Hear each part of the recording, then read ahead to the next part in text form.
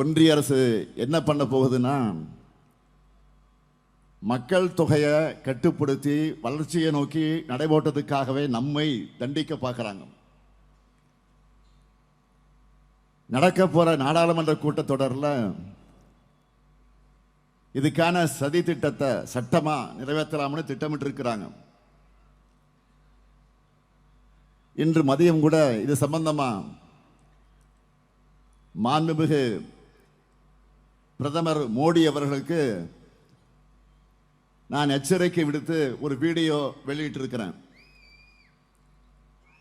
தமிழ்நாடு என்பதை வெறும் மாநிலமாகவோ நிலப்பரப்பாகவோ மட்டும் பார்க்கக்கூடாது.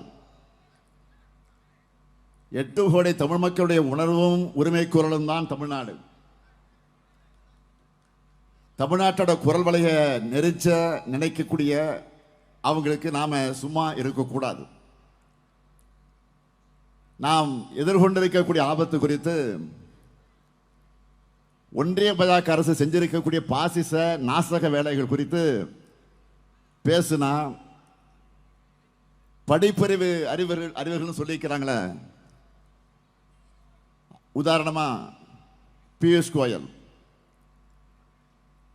அந்த பியூஷ் கோயல் அவர்கள்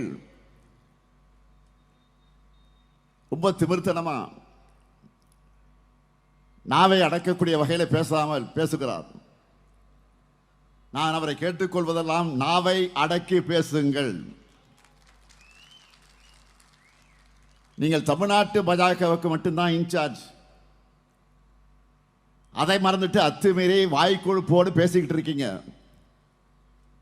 இங்க மரியாதை கொடுத்தாதான் திரும்ப மரியாதை கிடைக்கும்.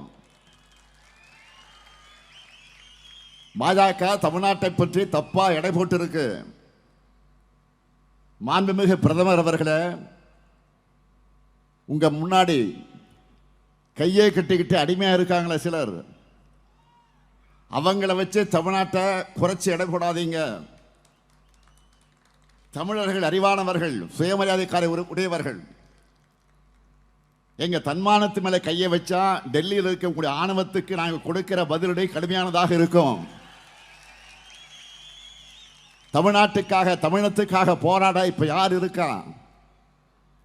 தந்தை பெரியார் இல்ல, பெருந்தலைவர் காமராஜர் இல்ல, பேரறிஞர் அண்ணா இல்ல, தலைவர் கலைஞர் இல்லைன்னு நினைச்சீங்களா? அது பெரிய தப்பு. அவங்களுடைய முழு உருவமா இந்த முத்துவேலு கருணாநிதி ஸ்டாலின் இருக்க. அவங்களுடைய ஆற்றல் எல்லாம் தமிழ்நாட்டு மக்கள் ரூபத்தில் என் கூட கடைசி மூச்சு இருக்கிற வரைக்கும் தமிழ்நாட்டுடைய தன்மானத்தை உரிமைகளுக்காக இந்த ஸ்டாலின் களத்தில் நிற்பான், சண்டை செஞ்சுக்கிட்டே இருப்பான்.